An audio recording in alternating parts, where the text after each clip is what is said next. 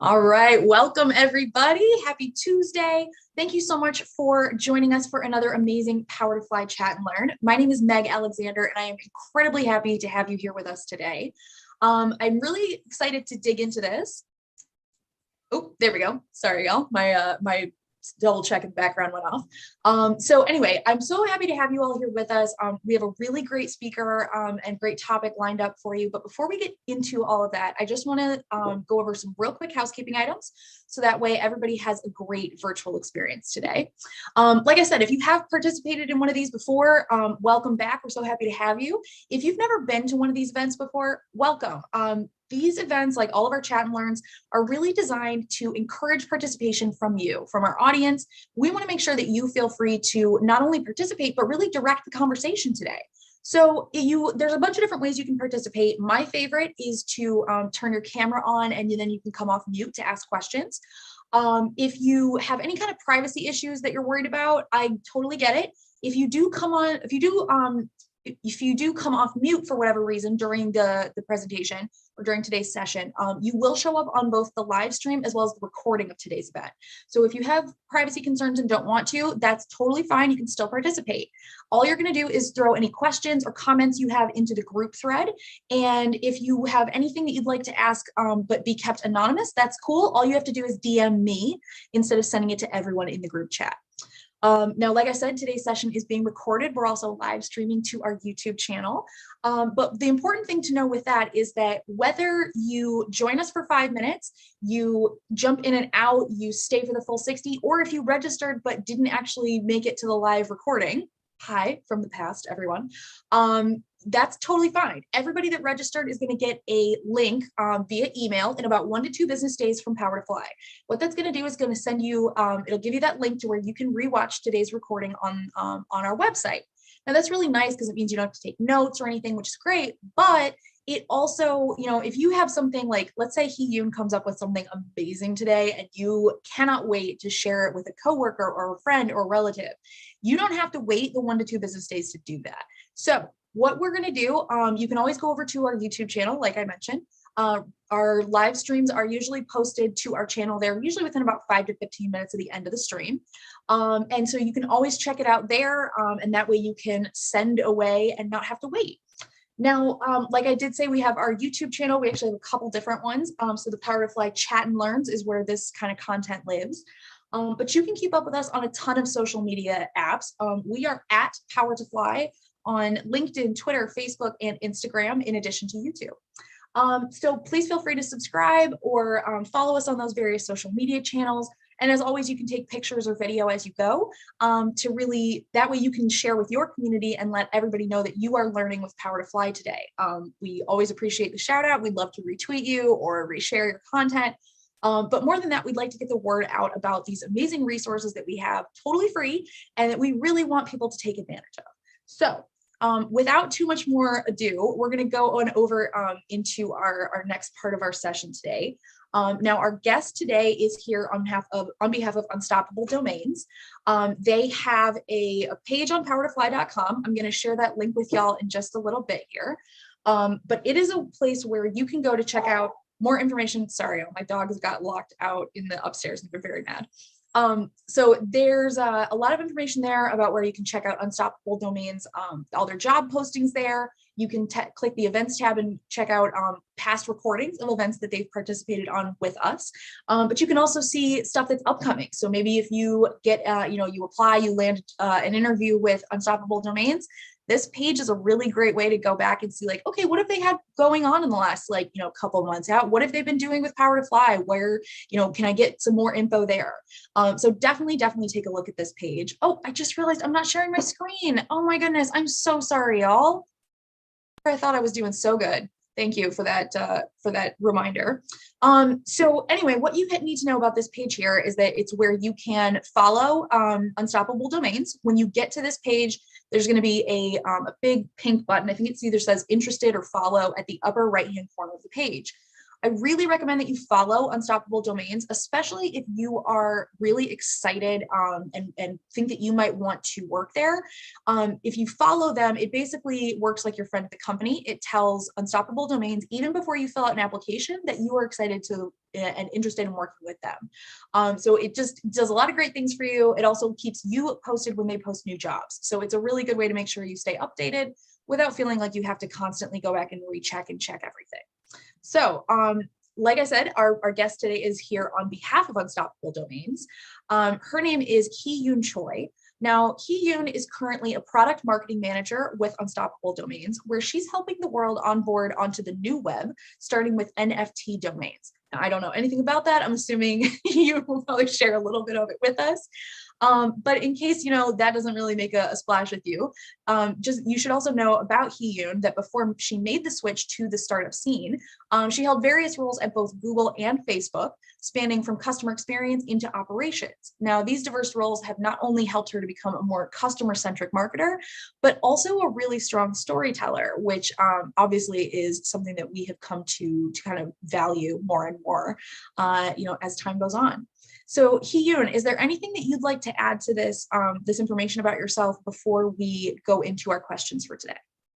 Yeah, I'd love to just give a quick plug on what Unstoppable Domains is doing. I know it's a bunch of jargon just to say we're onboarding the web onto Web3 with NFT domains. So just wanted to let everyone know exactly what NFT domains are and just kind of the revolutionary point we are at with this crypto space that we're involved in. And so NFT domains, it's just basically a tool for you to identify yourselves as we head into this new internet era. And it is going to be a process for people to onboard onto this space. I'm going to try to break it down as simply as possible. But with our NFT domains, you can get your name on the web. So for me, it could be Hee-Yoon.x or Hee-Yoon.wallet, and it will become my identifier in the new decentralized space. So when the new decentralized space hopefully gets adopted in the future, I can use that to pay people crypto or payments. So instead of a long wallet address, they can use my wallet. They can use my domain name, or they could see my website on it, which is the original use case that we see currently today. Or we could use it as a login as well. So there's so many different use cases going on. I'm super excited to be in this space, but wanted to give a quick plug and just wanted to also let everyone know we are hiring across the board right now. Excellent. Thank you so much for sharing that with us. It was definitely eye-opening for me and really helps kind of break down a little bit more about what you do. So thank you for that. Like I said, I'm going to share Unstoppable Domains company page, the link for that to the company page in our group chat right here. So I just sent that out to y'all. Now, last but not least, before we jump into the questions, what I want to show you here, these are some of the principal themes that we're going to try and cover today. Now, that's going to greatly depend on a couple different things. We're going to try and cover these things based on the questions that you all submitted when you registered for today's session. But we also want to make sure that if you have questions that you want to dig in deeper on, or if we, Hee-Yoon touches on something and you want more information, or if we go over one of your questions and maybe we're just not quite getting it right, maybe, there's some context that you could give us or that you want to tell us so that, Hee-Yoon can give you an even better response. Awesome. We absolutely encourage that. If you are here and took the time out of your day to spend with us, then you should get priority treatment. So we're going to try and cover some of these areas about the role that networking can play in helping you to land some new roles. We're going to talk a bit about how to tailor your resume and your experience based on your industry, based on industry research into wherever you're trying to transition, as well as some unique ways to showcase your skills as well as your experience to be considered for a position in this new field. So Hee-Yoon, to get us started, let me stop sharing the screen here so that way we can kind of focus a bit. So let's start with kind of a really base level question we were asked a lot. A lot of people wanted to know, how do you determine when to pivot your career? I think this answer is probably going to vary greatly depending on the person, but what are your guidelines? Like, what do you consider when you're looking into a potential transition? Yeah, for sure. So for me, in my last career switch, so going from operations into marketing, I felt there were internal rumblings within me. So I definitely am one of those people where if I feel stagnant or I feel like I'm being held back from any type of professional growth, I'm going to start thinking about why it is and probably start thinking through what it is that would be more fulfilling for me and just thinking through what kind of career path I want to be on. And so that's kind of how I knew that operations wasn't necessarily the best fit for me, because I started thinking through what was either draining for me at work versus what was giving me purpose. And when I started creating kind of a pros and cons list and seeing that a lot of the stuff that were on the pro side were more in line with what a marketer would be doing, I kind of started thinking through, okay, how can I make this switch so I can be doing that full time instead of also having these roles and responsibilities that I necessarily didn't want to continue cultivating. And so I definitely, looking back on my past experience from customer experience to operations to now marketing, I really have adopted the mindset of getting a breadth of experience before zeroing in on one thing.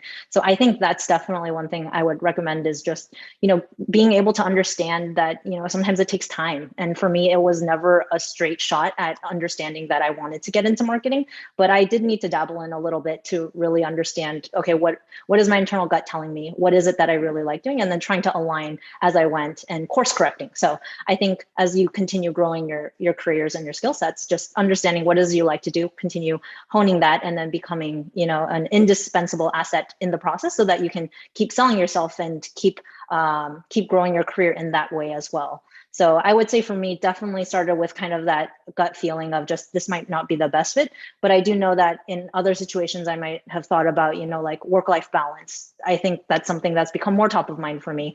And so I think everyone has different priorities, and it really depends on kind of what it is you want at that point in your life as you think about your career switch. Yeah, I think that's a really good way to think of it, in terms of like, instead of thinking, well, this is what I wanted to do for forever, or thinking about how you felt about it at the beginning of your career, like you said, really reassess where you are now. Are you in the place you thought you'd be, or are you in a place that is pretty easily accessible to where you want to go? Or maybe you just didn't know you had this interest previously. Like, it's totally fine to reassess and realize that, the things that were important to you and the reasons you went to one place before might not be the same anymore. People are constantly changing. I love that. 100% agree. I think everyone just needs to give themselves grace because, we're different people at different points in our lives. And I really think that even if you thought you wanted one thing, there's no reason to beat yourself down if that's not what you want in the future, because everything you go through is something that you will now reevaluate with different set of eyes. So I think, even if I had wanted maybe operations in my past, I definitely felt like it wasn't a hindrance to my career. I felt like everything that I learned from there was also fortifying why I no longer wanted to be there. And now I know that I might never go back into operations. And that was a learning in itself. Yeah, that's really good. And it's one of those things that's kind of scary, right? To try and really sit down and think about, because there is no right answer. No one can tell you like what you should do. And so, I feel like that can both be somewhat freeing in a lot of ways for a lot of people, but can also feel like a lot of pressure, which, being that there's no way to know if you're making the right choice. So yeah, I absolutely love that. All right. So we had one person that wrote in with a kind of specific ask, but I think it applies very broadly to a lot of people. This person said, I'm currently casting a wide net by getting certified in a variety of subjects: project management, web developer, data analyst, etc. But people keep telling me to focus. How do I know where my passions lie if I haven't actually tried the career? So I really liked this question from a couple different angles, but I want to know what your opinion is. Do you think that you have to try on, a new career before you know that that's what you want to go into? Or do you think that there's a better or different way to, kind of navigate this transition when you want to leave, but maybe not exactly where you want to go? Yeah, I definitely think there are multiple paths. And like I mentioned before, I didn't have a linear path. I don't think customer experience is in any way related to operations and then marketing and so on. So I feel like if you are one of those people who need that experience to really understand if it's for you, then I don't think there's anything wrong, as long as, there are benefits to the role you're entering into. So let's say you find that you have a manager or a manager who is willing to grow you as a person. I think that would be still a great place to be if everything matched up to your own priorities. And it still was growing your skills in the way you wanted. It might not necessarily be the role that you want to be in. But I also think if you're in a place where you're not sure of where you want to go, getting multiple experiences is always going to be what I would do for myself, just because I'm one of those people that learn from my mistakes. And I'd rather know by doing it rather than spending a lot of time curating like my skill sets and then taking the jump and then having had all of those, all of that time be for naught if it doesn't happen to be exactly what I want. So it really kind of depends on how you want to approach it. But I definitely think you can mitigate it by starting to get your feet wet. And for me, what I personally started doing in my operational role is looking at the people doing marketing work and trying to help them out getting those stretch projects so that I can figure out quickly if I still wanted to take on more of that work in the future if I wanted to make that jump. So I think that's kind of the middle ground there then, where you don't necessarily have to completely switch into a brand new role, but you can definitely start dabbling internally. I think doing things internally is probably a great boon for a lot of people when it comes to networking as well as getting that experience, because what safer place is there than to start helping out within your own company where you're still providing value to the company, but also being able to see firsthand what people are doing in the role that you potentially are considering. So I think I would always say you should dabble before you commit, because blindly committing to me feels scary and I wouldn't want to go down a path without knowing if that's something I want to commit to. Yeah, absolutely. And I feel like we've touched on this subject with a lot of past chat and learns when we talked about whether management or individual contributor is for people. And it's a lot of the same kind of questions of like, well, I don't really know, and I'm not sure, and how do I take the dive? But if you try and ask those questions or try and find whatever opportunities there might be within your same org to test these things out, or to just say like, hey, this is something I'm interested in learning. Could I, spend a week shadowing somebody in that department? Could I, just ask these questions. It might be something that you can absolutely start and initiate that transition before you ever have to leave your more familiar surroundings. I love that. All right. So we had a question from LaShawn. LaShawn wanted to know, how do you determine which careers align with the skill set that you enjoy using the most? I think this is a great question. I'm really interested to hear what you think, how you would proceed with this. So you want to change careers, you don't know into what. How do you know what your skills are good for and transferable to? Okay, so how do you determine what careers? So when you're thinking of a career switch, which ones align with what you are enjoying doing the most? Is that what I'm hearing? That's what it sounds like. And LaShawn, correct me if I'm wrong, but it sounds like you know what you like doing, but how do you find a career that matches that? Okay. Yeah, I think that's where possibly a mentor comes into play. And I know that that's not something that you can magically, just have appear in front of you, but I do feel like networking gives you the opportunity to possibly meet someone who's able to expose you to different industries. So I just think even if it's not a mentor, being able to talk with people outside of your current role definitely helps you understand what could possibly be out there.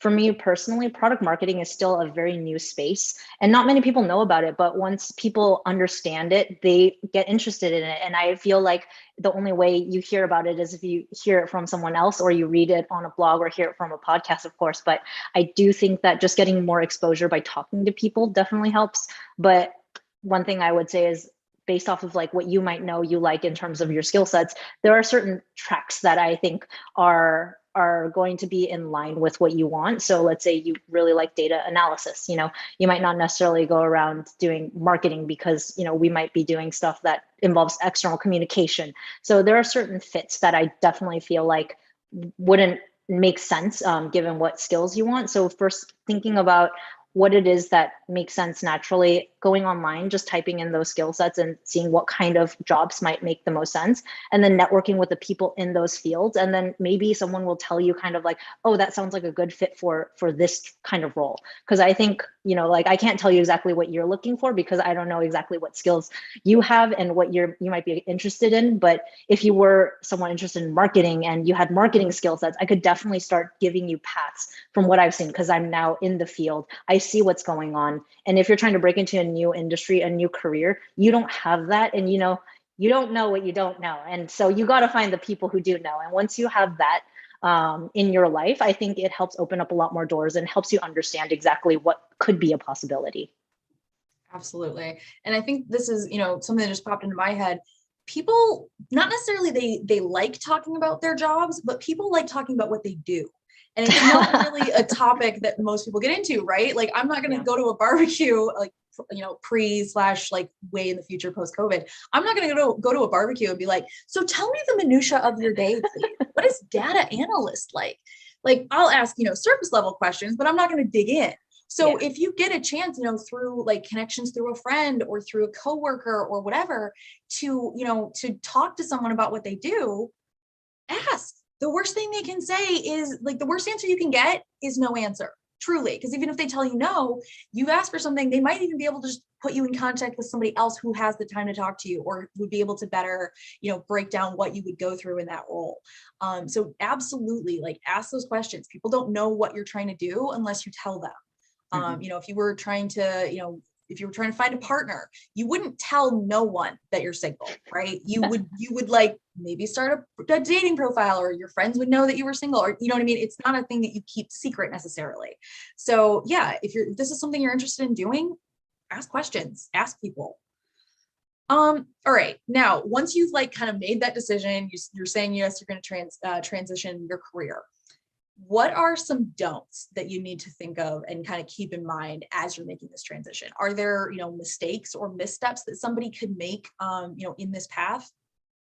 Yeah, for me, I think of three things. The first one actually is in line with what you just said about a dating profile of just, you want people to know. And I think you want people to know that you're looking so that opportunities can present themselves. So don't go at it alone.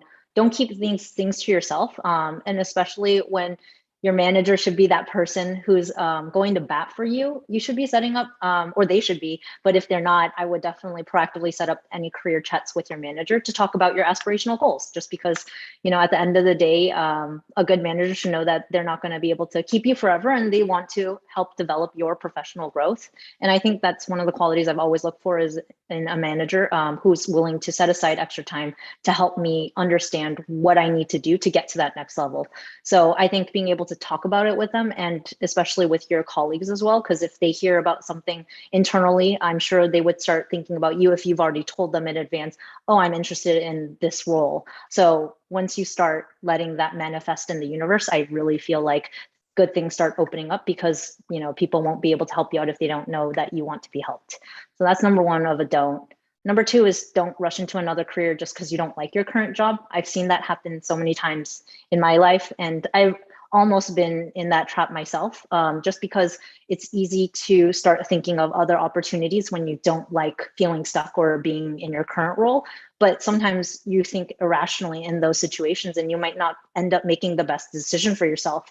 And you might start mitigating like the red flags that you might have not wanted, or you might have, yeah, you might start noticing the red flags if you weren't in that situation much more quickly and not go down that path. So I think being able to really temper your emotions when it comes to a job that you might feel stuck in or not like, I think that's something to always take heed of, because it's better to plan in advance. And if you feel like you're stuck, then also remembering that you can't also lower your expectations and what you're wanting, just to get into the next role. You should definitely be picky and particular about that as well. Third thing is just don't forget your priorities. Yeah. Okay. Did you want to say something, Meg? No. I think this is Yeah. wonderful. I was going to ask what the next tip was. Oh, okay. Yeah. The last one is just don't forget your priorities. And this is kind of similar to just the previous one of not rushing in, but just in terms of monetary value, I know that sometimes you might see a monetary number and think that, that's kind of the end all be all as soon as it comes up. And I only say that just because I speak from experience, where it's like, if you see a higher number, I personally am like, ooh, it's very enticing. I want to consider it. But there were all these other things that I didn't necessarily like about it.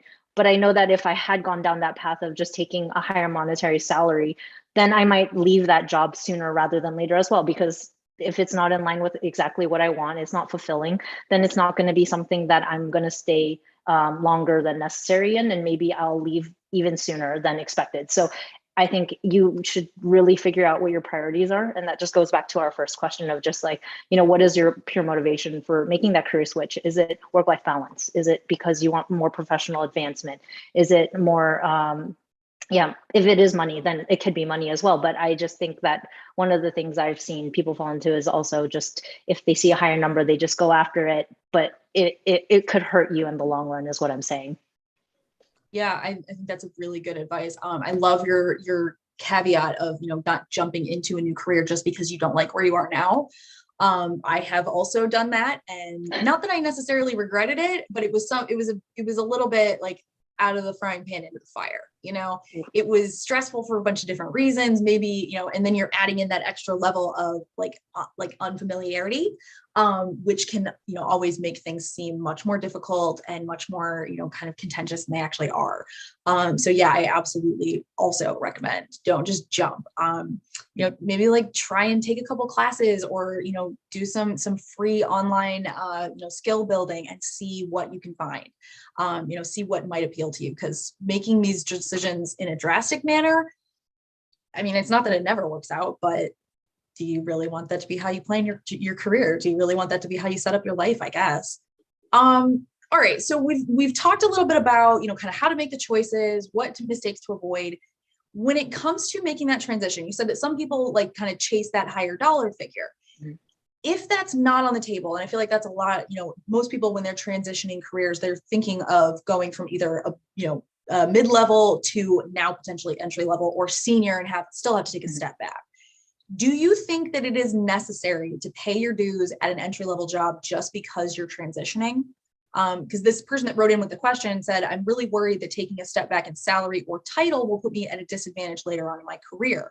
So I think this is a really interesting question, because these are two very, very real possibilities. What have you experienced this in your own transition past or seen it in friends or coworkers?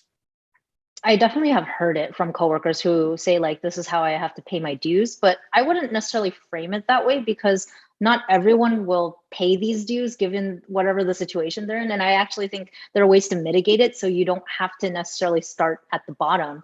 And I think of it as if you're on one career trajectory or one career track and you're trying to jump into another ladder, you can either, get down leveled, which is this person's questions of starting at the bottom, getting an entry level job.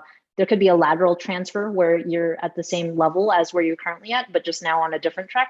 Or, the optimistic case would then be a diagonal jump where you're also advancing your career. So I'm going to focus on the bottom two here. And the steps to mitigate that, in my opinion, is first tailoring your resume. When it comes to making a career jump, of course, your current resume won't necessarily fit like a glove to whatever career switch you're trying to make. And so by being able to read the qualifications, do your own research and understand what it is they're looking for in this next candidate and being able to talk about it, I think helps frame it in a hiring manager's mind of, oh, this person has what it takes to just be slotted in, not necessarily as an associate, but someone who can just come in and also provide value from the get-go.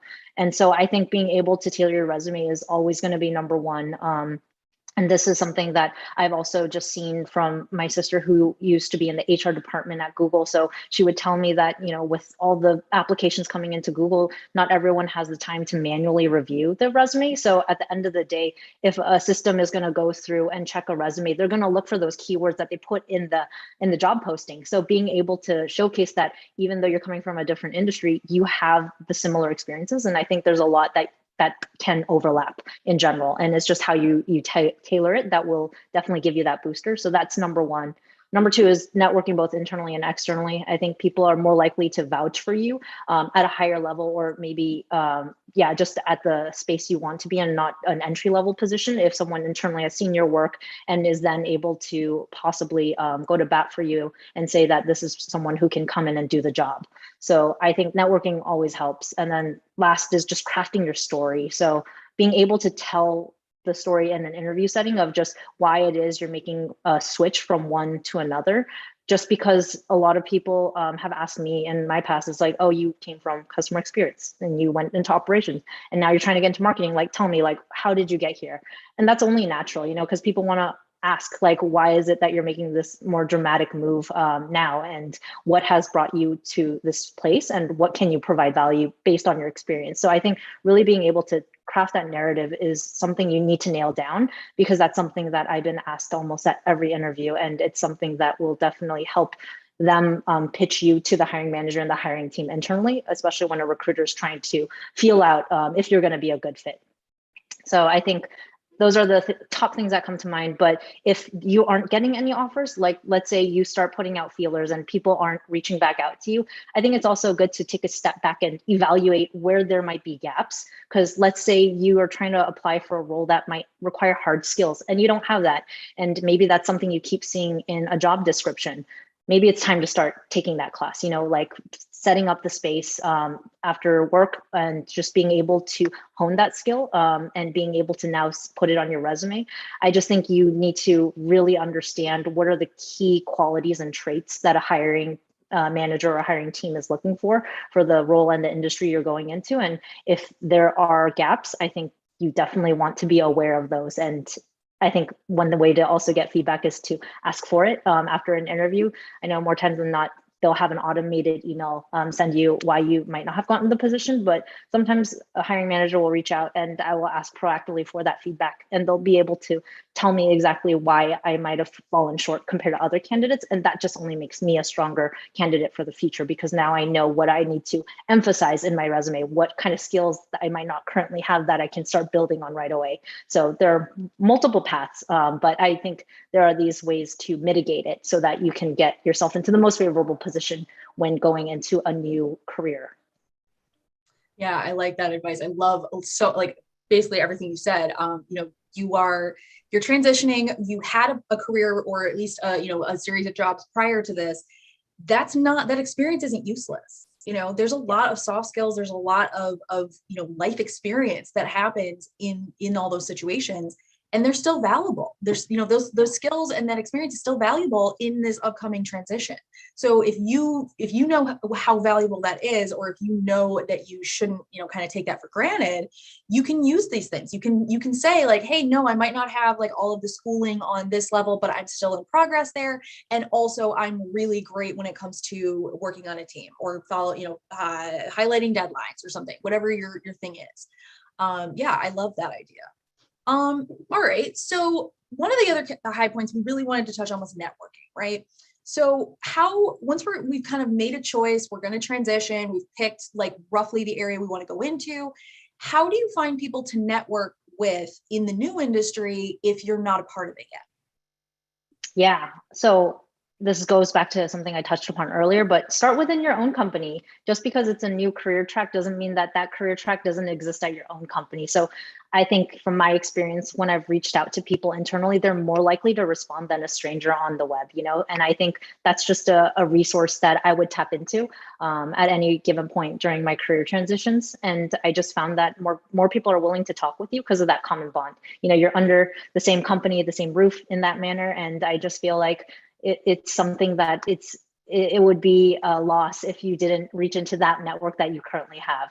So start internally, set up coffee chats at this point, virtual coffee chats. But I think people, you might be surprised to see how welcoming and how much more likely it is for people to reach back out and give you their 2 cents. Second place is definitely LinkedIn. For me, anytime I wanted to reach out and get more information from someone in the industry after going through my internal network is through LinkedIn Premium. Personally, I would go and start sending cold emails with the headline of just quick chat.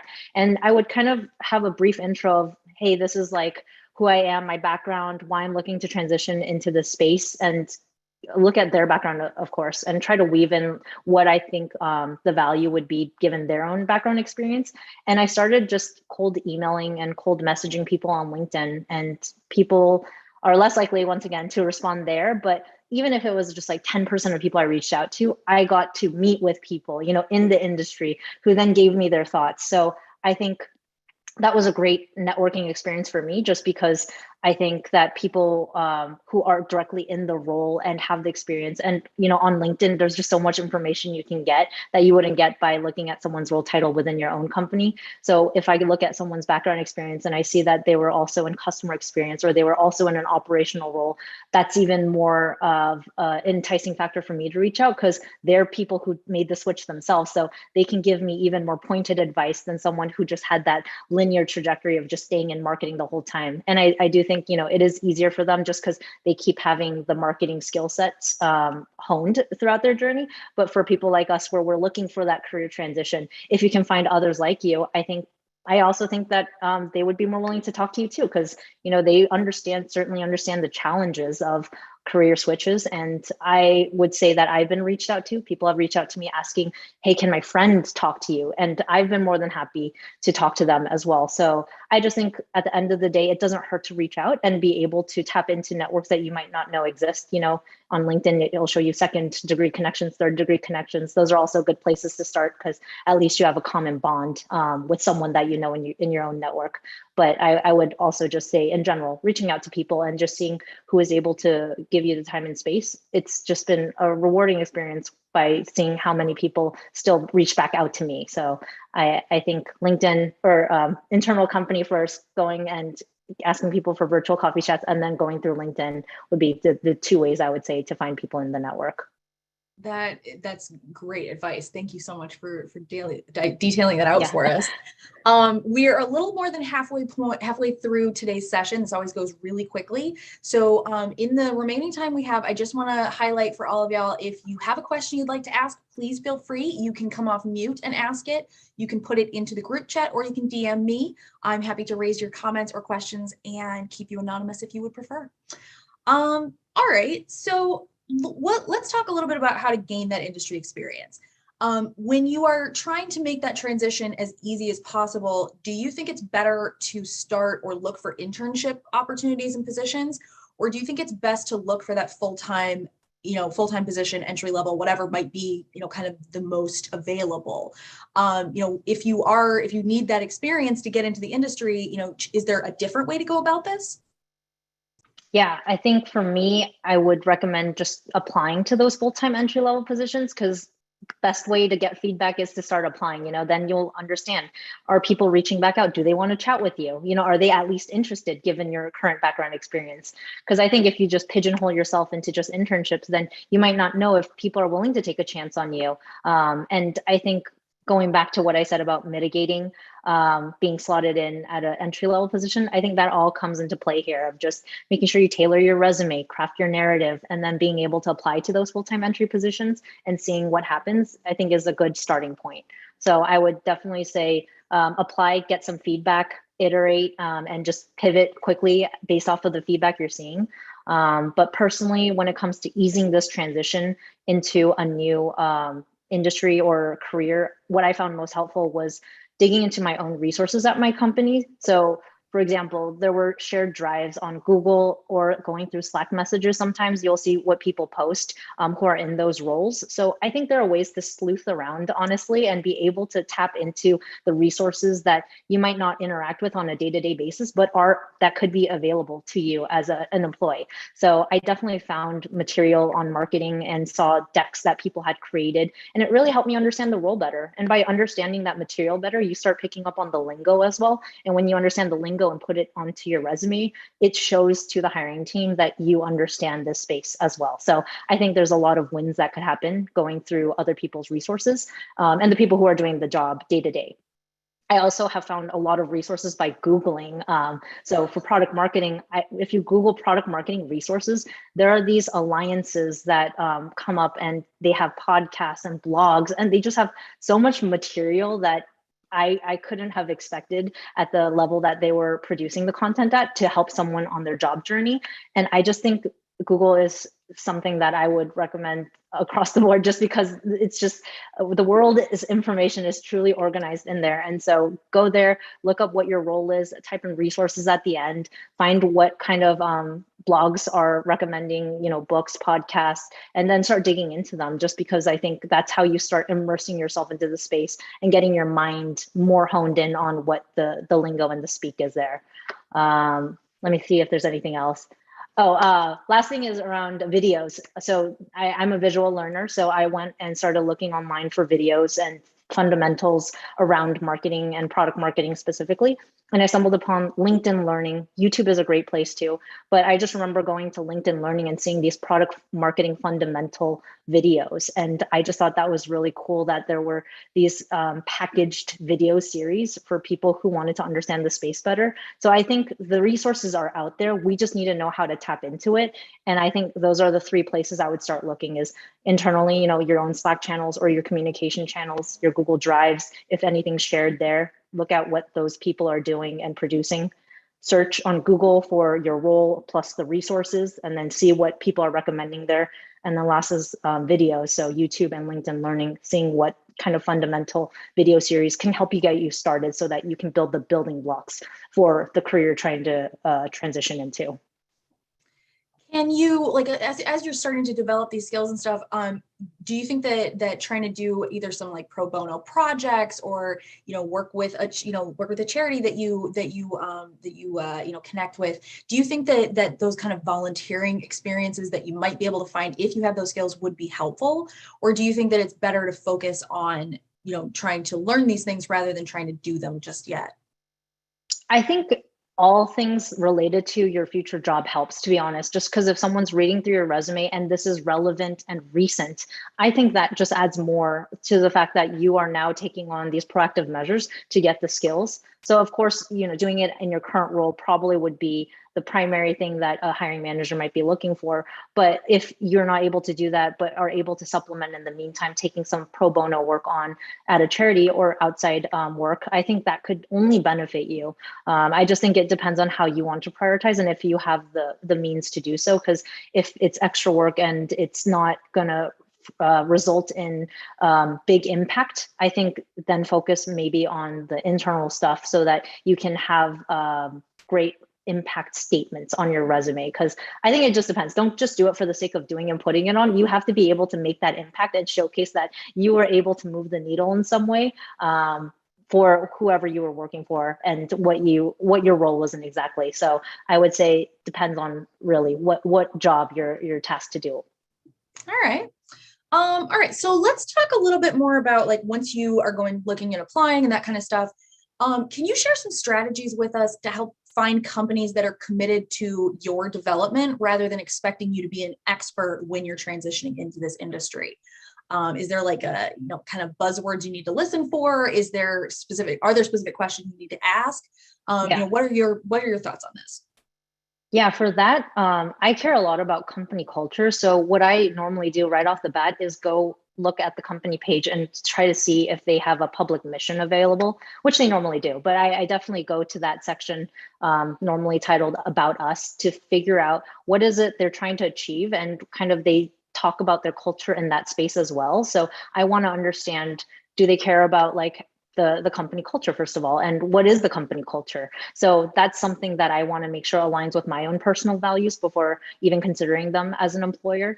And then number two is I fact check it with Glassdoor, just because I want to make sure that there aren't any red flags. A company can say all they want about what they're achieving to do, but it's also another thing to put it into practice. So I would always fact check with Glassdoor, see what people say, specifically the negative comments, because I know sometimes HR can have practices to inflate their ratings. And I think we just have to be realistic about that. Is there might be inflated ratings, and to combat that, we might want to zone in on the people who might not have had friendly feelings for the company and why that was. And I would just want to make sure that is it something that seems like a one-off situation? Do you see patterns? And being able to really differentiate between someone who might have had just a bad cultural fit versus a toxic company culture.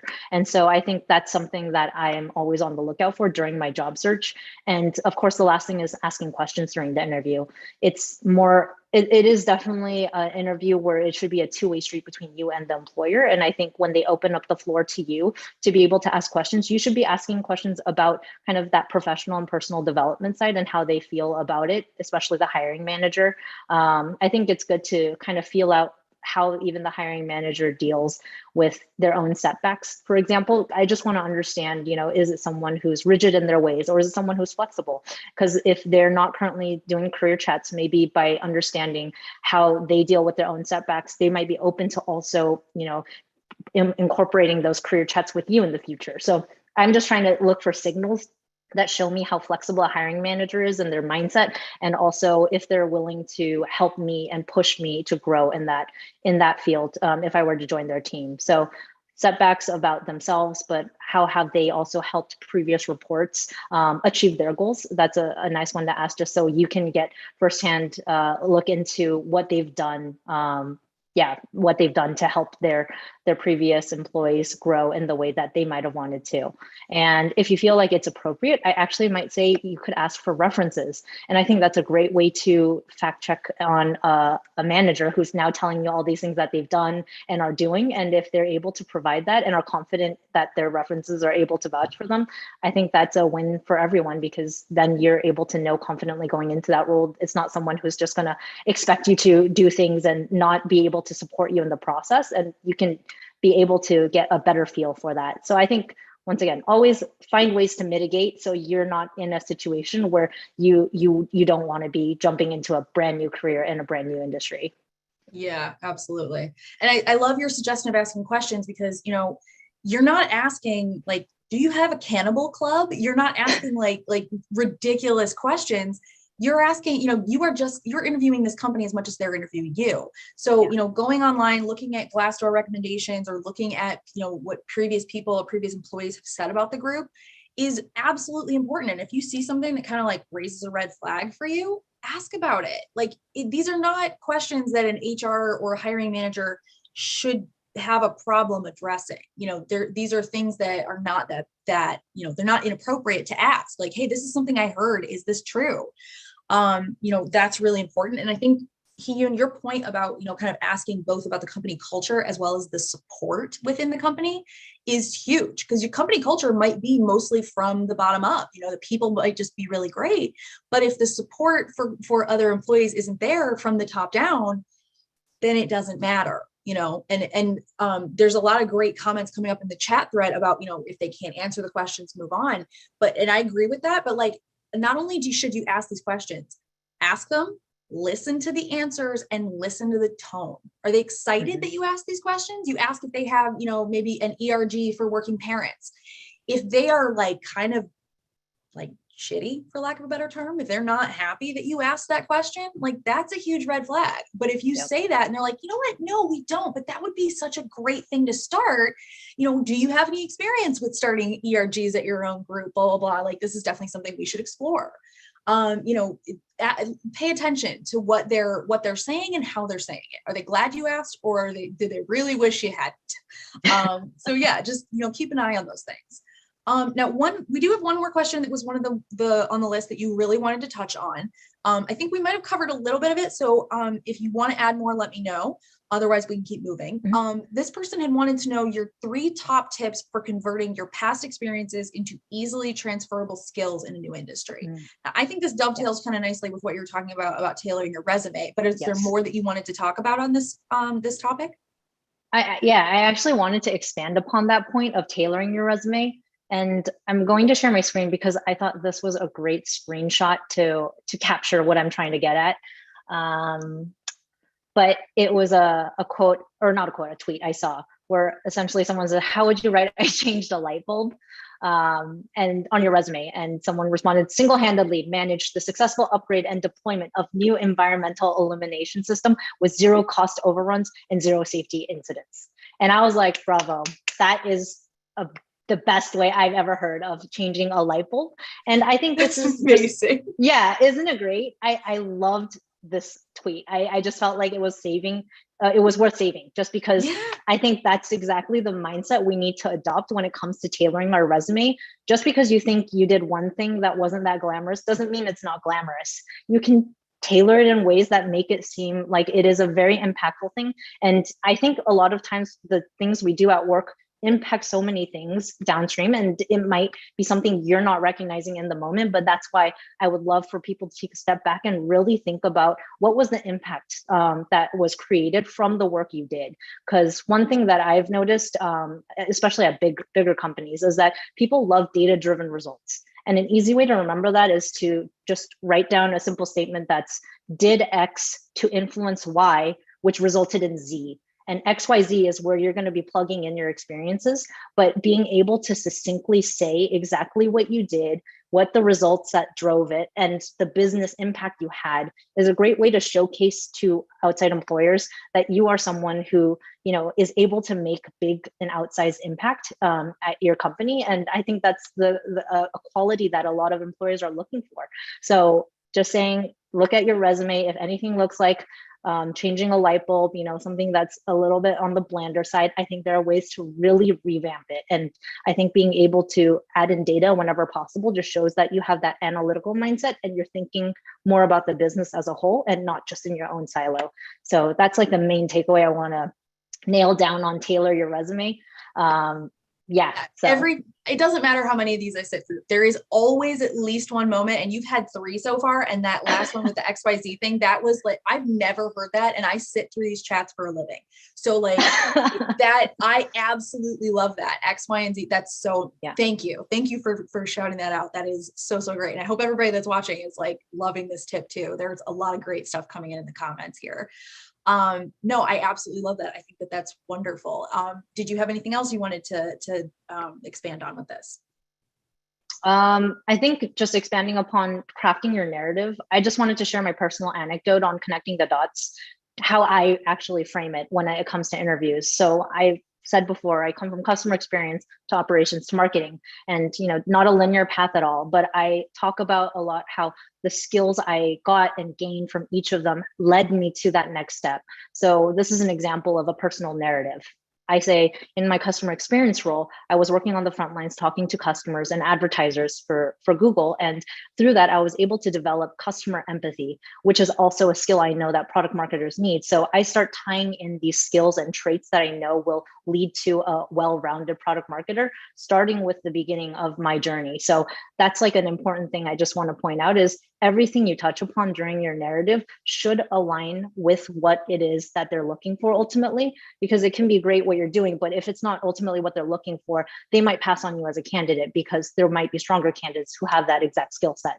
So from customer experience, I developed customer empathy, and that in my operational role, I was able to work cross-functionally and develop my collaborative skills. And that's where I got to meet a lot of different people in working on different things. And that's how I actually discovered the product marketing role. And so through that experience, I talked more about how I was able to hone my communication skills and my collaboration skills. And that really helped me become a better cross-functional partner. And all of that helped me become a well-rounded product marketer at the end.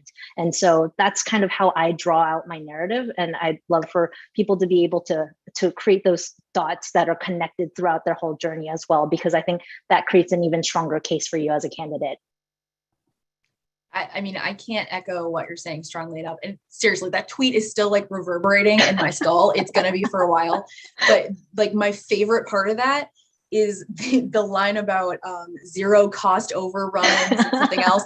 Like it like powerfully reminds me of and this might be revealing too much of my like Catholic school background, but like the story of like St. Patrick driving the snakes out of Ireland. Like there were no snakes in Ireland. So change your narrative. Guess what? Ireland is now snake free because of me. Like seriously, like reframe these things. I'm not saying outright lie, but like, really take a look at like what you did and how are you going to impress on somebody how, like, what a great job you're doing. What a big deal that was. And I love your point. Yeah. Like tie it into data. If people don't understand what you did in a, these were the, these were like the tasks I did, or these were my responsibilities. Everybody understands data. They can say like, oh, okay, you did that better comparatively, or you improved this by that much. Like it's really, really great things to highlight. I love that. All right, we have a little bit of time left. I'm going to switch us over into our next part of our session. I'm sorry we weren't able to get to all of the questions. We did get to all the ones that you wanted to highlight, so that's great. If we were not able to get to your question, I'm so sorry. But please, please feel free to come off mute if you have a question. I'm more than happy to take maybe one more before we go. Otherwise, we'll just dive into our next section here with Hee-Yoon.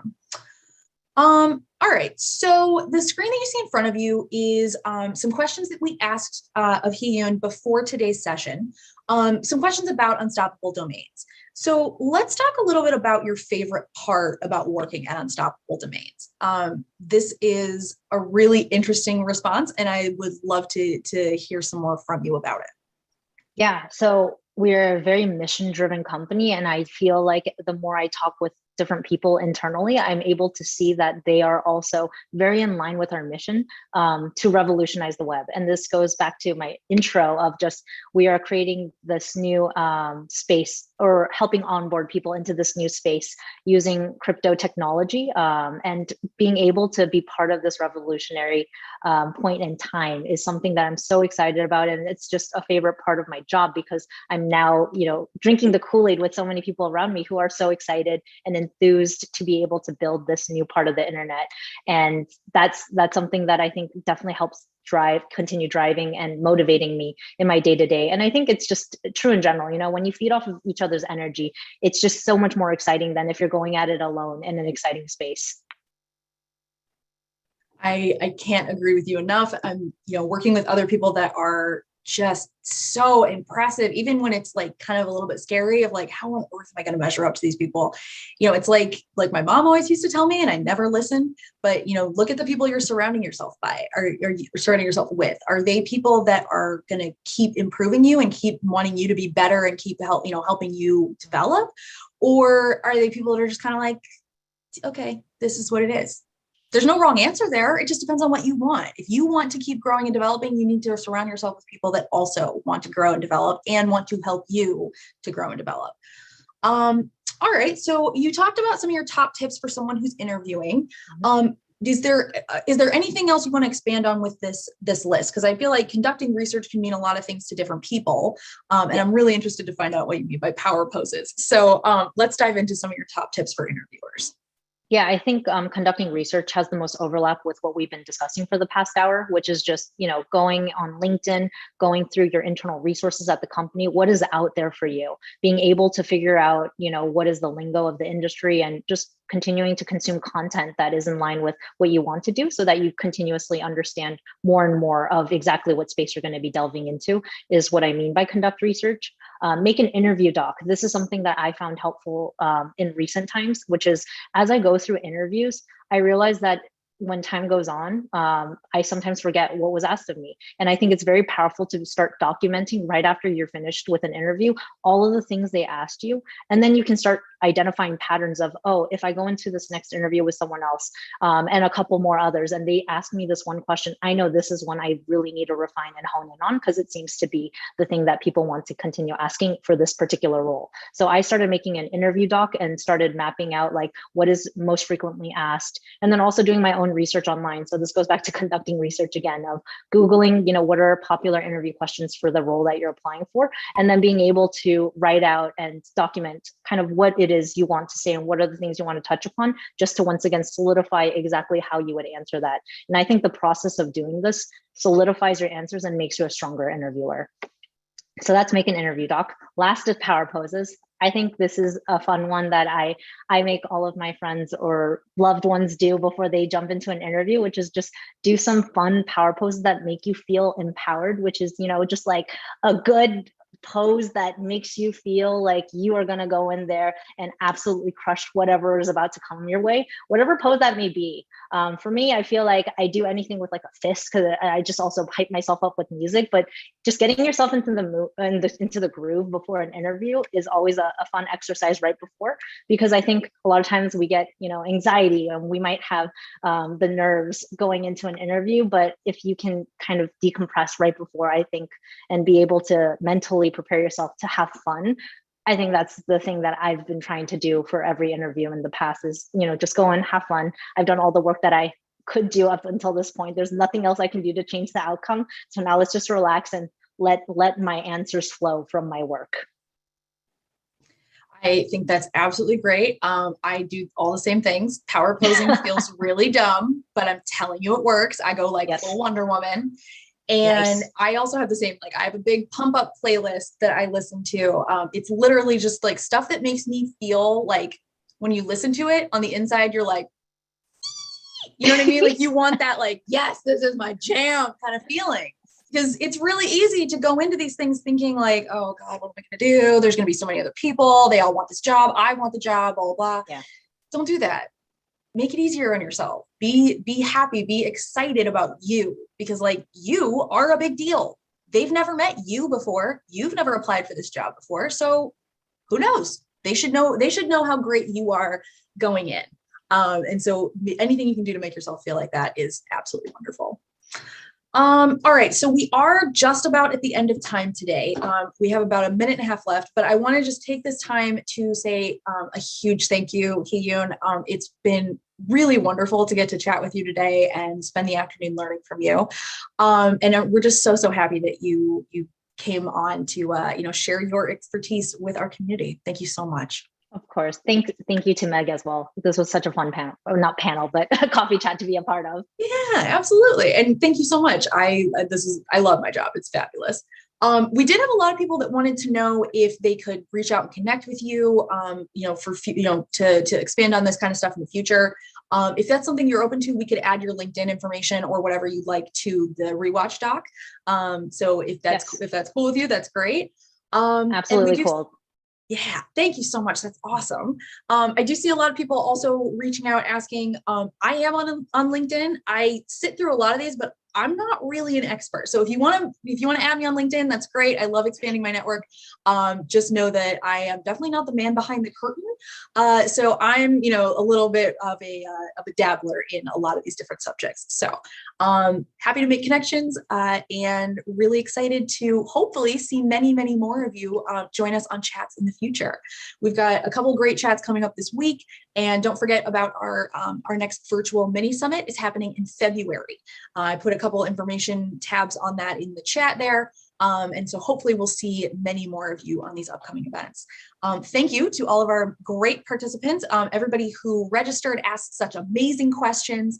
We are so happy to have you today, and so excited to keep bringing these resources to you.